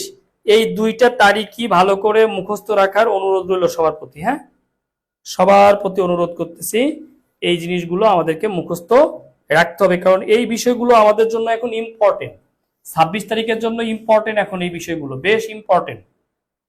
কারণ যে মুহূর্তে প্রশ্নগুলো হয়েছে, প্রশ্নগুলো তৈরি করা হয়েছে, সেই মুহূর্তে এইগুলো হট কেক ছিল। এই দেখবেন নির্বাচনের আগে খুব উদ্বোধনের একটা মহড়া গেছে, এই সময়টাই কিন্তু প্রশ্ন করা হয়েছে। ডিজিটাল ব্যাংক, যেটা যদিও ডিজিটাল ব্যাংক বিসিএস এর জন্য গুরুত্বপূর্ণ না, কারণ এই ডিজিটাল ব্যাংকের অনুমোদন যখন দিছে আই থিঙ্ক তখন প্রশ্ন করা হয়ে গেছে। তারপরও ডিজিটাল ব্যাংকের জন্য পরিশোধিত মূলধনের প্রয়োজন হয় 125 কোটি টাকা, ডলার না কিন্তু। তারপরে হচ্ছে এই ডিজিটাল ব্যাংক, দুইটা ডিজিটাল ব্যাংকের অনুমতি দেওয়া হয়েছে, অনুমোদন দেওয়া হয়েছে। একটা হইলো নগদ আর একটা হইলো কড়ি। তো এগুলো ইম্পর্টেন্ট না, ডিজিটাল ব্যাংকটা ইম্পর্টেন্ট না, বেশি একটা ইম্পর্টেন্ট না।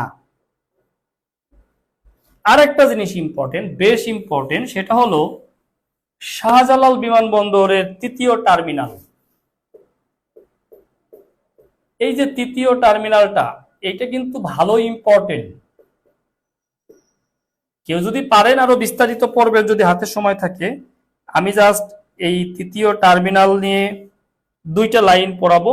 একটা হলো এটা উদ্বোধন হয়েছে কবে, এই উদ্বোধনের তারিখটা ইম্পর্টেন্ট, সেটা হলো 7 অক্টোবর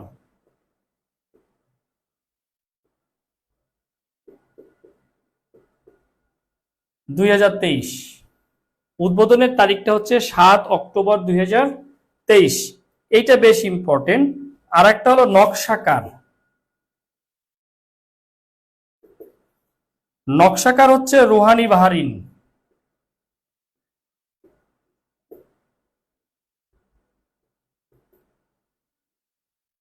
রুহানি বাহারিন নকশাকার, এই দুইটা লাইন বেশি ইম্পর্টেন্ট, অবশ্যই পড়বেন। এরপরে আসেন পদ্মা রেল সেতু। পদ্মা রেল সেতু, এই যে পদ্মা রেল সেতু বেশ ইম্পর্টেন্ট একটা জায়গা। আমরা এখানে দেখব এটা দৈর্ঘ্য কত, এটা ইম্পর্টেন্ট, বেশ ইম্পর্টেন্ট, 3 স্টার চিহ্ন দিয়ে রাখতে পারেন। 6.68 কিলোমিটার পদ্মা রেল সেতুর দৈর্ঘ্য। এই লাইনটা ইম্পর্টেন্ট, বেশ ইম্পর্টেন্ট, এই লাইনটা অবশ্যই মুখস্থ রাখবেন। আপনারা মেট্রো রেল সম্পর্কে এর আগেও পড়ছেন, আরো পড়বেন। মানে মেট্রো রেল হটকেক, এটা হটকেক, এটা পড়বেন, মেট্রো রেল সম্পর্কে পড়বেন। আমি এখন পড়াবো না, আমি পড়াবো আপনাকে পাতাল রেল। এই পাতাল রেল কোন জায়গা থেকে কোন জায়গা হইতেছে বা হবে, এটা হলো বিমানবন্দর থেকে কমলাপুর।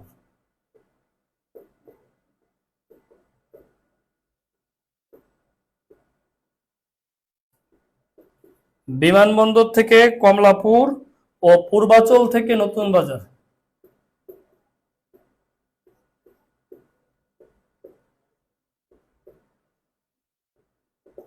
পূর্বাচল থেকে নতুন বাজার, এইটার দৈর্ঘ্য হচ্ছে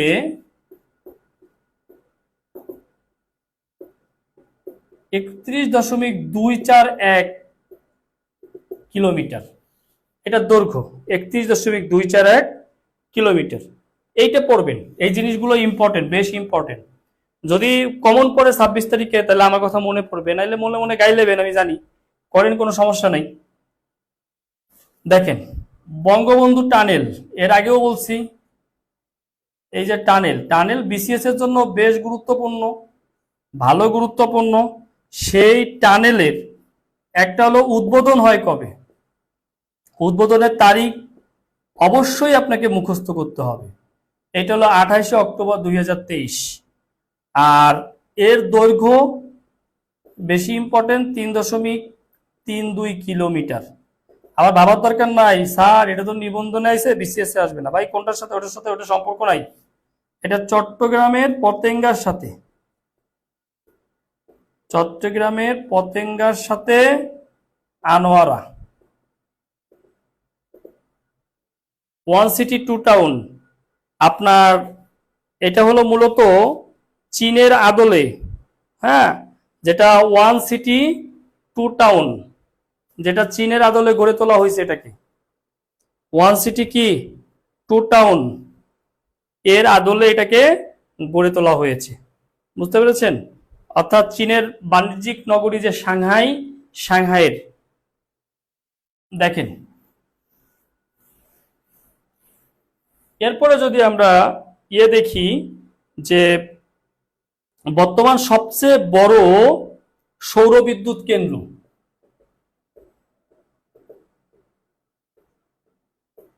সৌর বিদ্যুৎ কেন্দ্র সবচেয়ে বড়, এটা হলো তিস্তা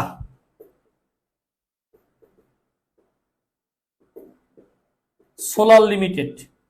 এবং এই তিস্তা সোলার লিমিটেড এর স্থান মানে আমাদেরকে মুখস্থ করতে হবে, এটা হচ্ছে সুন্দরগঞ্জ, গাইবান্ধা। এটা হলো সুন্দরগঞ্জ, গাইবান্ধা। জি, এগুলো পড়াইছি, কিন্তু কি করব,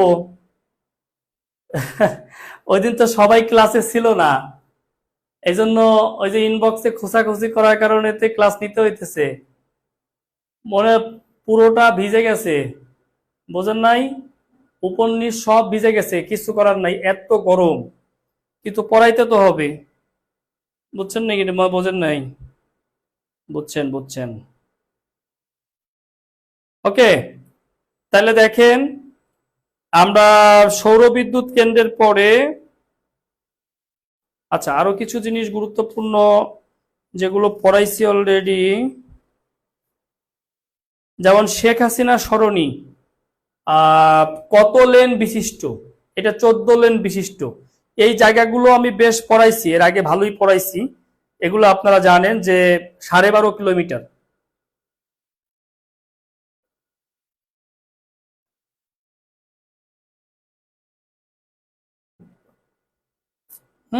12.5 কিলোমিটার শেখ হাসিনা সরণি, এটা পড়বেন।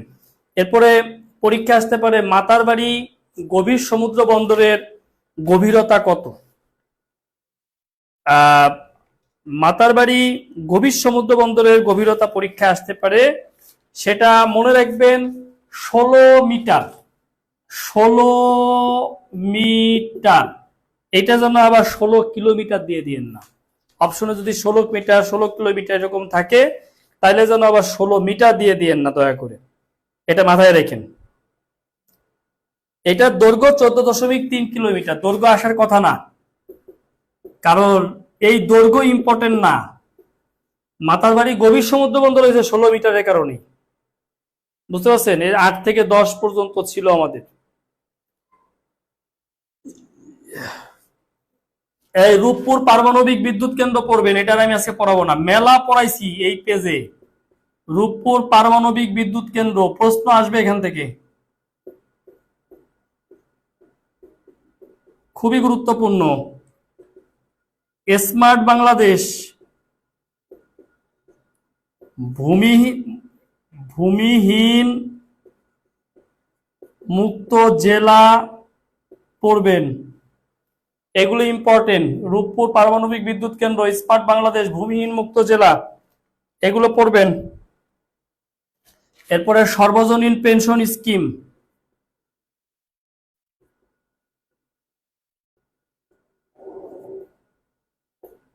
সর্বজনীন পেনশন স্কিম, এগুলো আমি পড়াইছি, এগুলো নিয়ে আর কথা বলবো না। স্মার্ট বাংলাদেশ, ভূমিহীন মুক্ত জেলা, সর্বজনীন পেনশন স্কিম,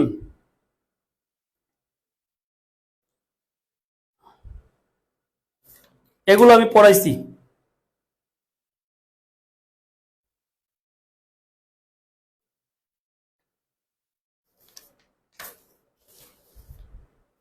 চীনমৈত্রী সেতু, দেখেন এটা আমি পড়াইছি, অষ্টম চীনমৈত্রী সেতু, যেটার নাম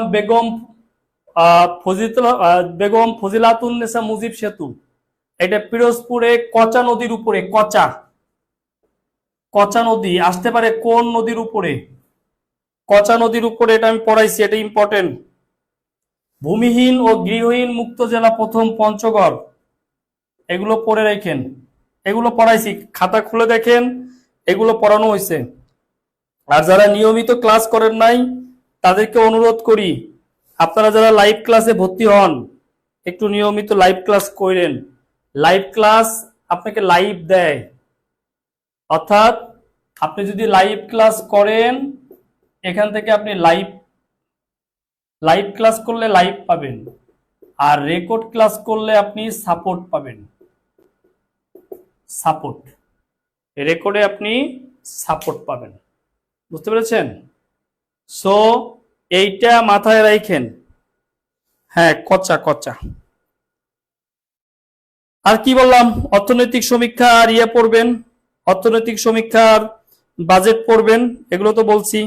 বিভিন্ন সূচকে বাংলাদেশ, এগুলো পড়াইছি। মানব উন্নয়ন সূচকে 129তম, জলবায়ু ঝুঁকি সূচকে 7ম, প্রবাসী আয়ে 7ম, এগুলো পড়বেন। বাংলাদেশ জনসংখ্যায় 8ম, এগুলো পড়বেন। এটা বাছাইকৃত এবং বলেছিলাম।